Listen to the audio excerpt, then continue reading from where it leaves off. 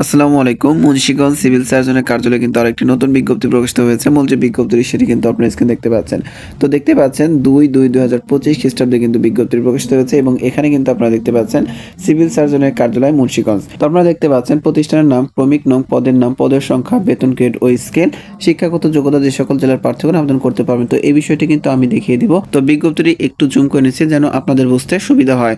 তো আপনারা কিন্তু এই সাইডে দেখতে পাচ্ছেন এখানে দেওয়া রয়েছে ক্রমিক নং ১। ক্রমিক নং ১ এ দেখতে পাচ্ছেন পরিসংখ্যানবিদ, এখানে ৫টি পোস্ট রয়েছে এবং বেতন গ্রেড দেখতে পাচ্ছেন ১৪তম গ্রেডে কিন্তু বেতন দেওয়া হবে। শিক্ষাগত যোগ্যতা ক কোনো শিক্ষিত বিশ্ববিদ্যালয় হতে পরিসংখ্যান, গণিত, অর্থনীতি বিষয়ে স্নাতক বা সমমানের ডিগ্রি থাকলে কিন্তু আবেদন করতে পারবেন। সেই সাথে কম্পিউটার চালানোর দক্ষতা থাকতে হবে। ক্রমিক নং ২ দেখতে পাচ্ছেন অফিস সহকারী কাম কম্পিউটার মুদ্রাক্ষরিক, এখানে ২টি পোস্ট রয়েছে।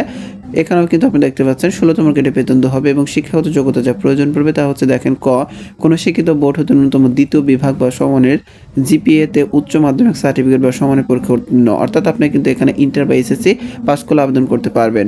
খতে দেখতে পাচ্ছেন কম্পিউটার চালানোর দক্ষতা এবং কম্পিউটার ব্যবহারের ক্ষেত্রে MS Word, Excel, PowerPoint, data entry কাজে অভিজ্ঞতা থাকতে হবে। গতে দেখতে পাচ্ছেন টাইপিং এ প্রতি মিনিটে বাংলা ন্যূনতম ২০ শব্দ এবং ইংরেজিতে ন্যূনতম ২০ শব্দের গতি থাকতে হবে, তাহলে কিন্তু আপনি এখানে আবেদনটি করতে পারবেন। তো এরপরে যে পোস্টটি রয়েছে সেটি দেখতে পাচ্ছেন স্টোর কিপার।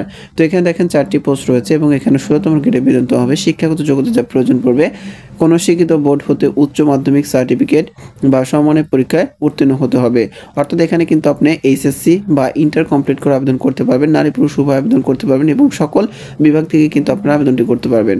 এরপর রয়েছে দেখতে পাচ্ছেন স্টোর কিপার পদধারীগণকে সরকারি বিধি অনুযায়ী জামানত প্রদান করতে হবে। এরপরে ক্রমিক নং ৪ দেখতে পাচ্ছেন স্বাস্থ্য সহকারী, এখানে দেখতে পাচ্ছেন ১২৬টি পোস্ট রয়েছে। আপনারা কিন্তু দেখতে পাচ্ছেন অনেক পোস্ট রয়েছে। বেতন গ্রেড ১৬ এবং শিক্ষাগত যোগ্যতা যা প্রয়োজন পড়বে কোনো শিক্ষিত বোর্ড হতে উচ্চ মাধ্যমিক সার্টিফিকেট বা সমমানের পরীক্ষা উত্তীর্ণ, অর্থাৎ আপনি এখানে কিন্তু এইচএসসি বা ইন্টার কমপ্লিট করে আবেদন করতে পারবেন। নারী পুরুষ উভয় কিন্তু আপনারা আবেদনটি করতে পারবেন।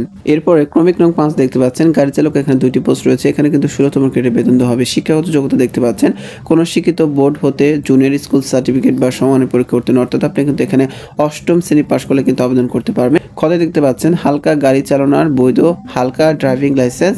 গতে দেখেন অভিজ্ঞতা সম্পন্ন চালকদের অগ্রাধিকার দেওয়া হবে, অর্থাৎ আপনার কিন্তু একটি ড্রাইভিং লাইসেন্স প্রয়োজন হবে এবং যদি অভিজ্ঞতা না থাকে তাহলে কিন্তু আপনি আবেদন করতে পারবেন এবং অভিজ্ঞতা থাকলে আপনার অগ্রাধিকার পাবেন। এরপরে যে বিষয়টি রয়েছে দেখতে পাচ্ছেন ২৫০ শয্যা বিশিষ্ট জেলা হাসপাতাল মুন্সিগঞ্জ, সেখানে দেখতে পাচ্ছেন ক্রমিক নং ১ স্টোর কিপার, এখানে একজন লোক নিয়োগ করা হবে।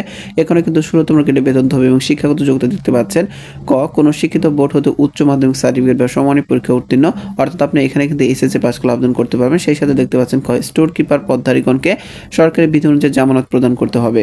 ক্রমিক নং ২ দেখতে পাচ্ছেন কম্পিউটার অপারেটর, এখানে একটি পোস্ট রয়েছে এবং এখানে কিন্তু দেখতে পাচ্ছেন ১৩তম গ্রেডে বেতন দেওয়া হবে।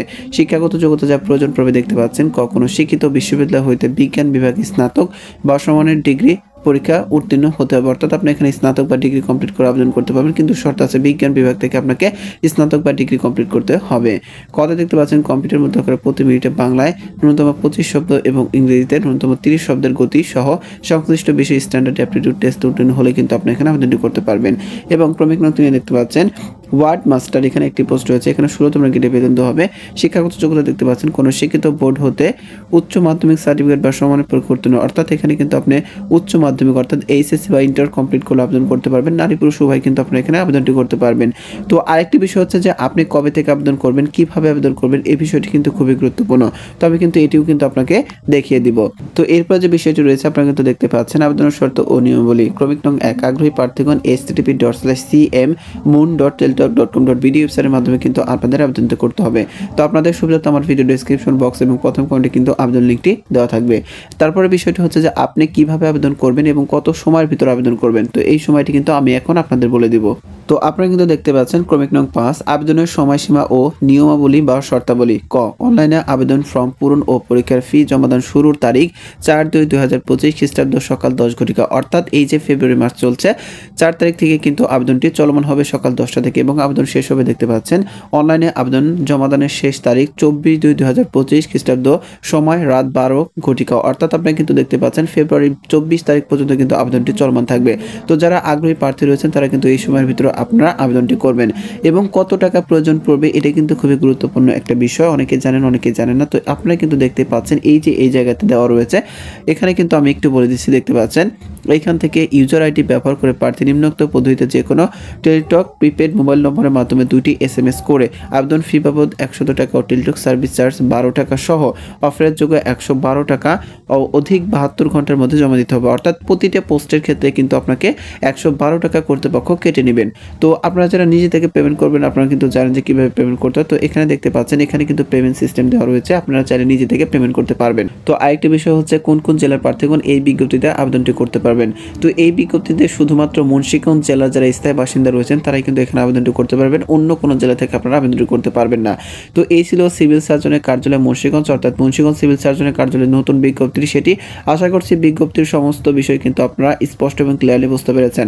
যদি ভিডিওটি আপনার ভালো লাগে বা উপকার আসে তাহলে ভিডিওর একটি লাইক দিবেন এবং শেয়ার করে সবাইকে দেখার সুযোগ করে দিবেন।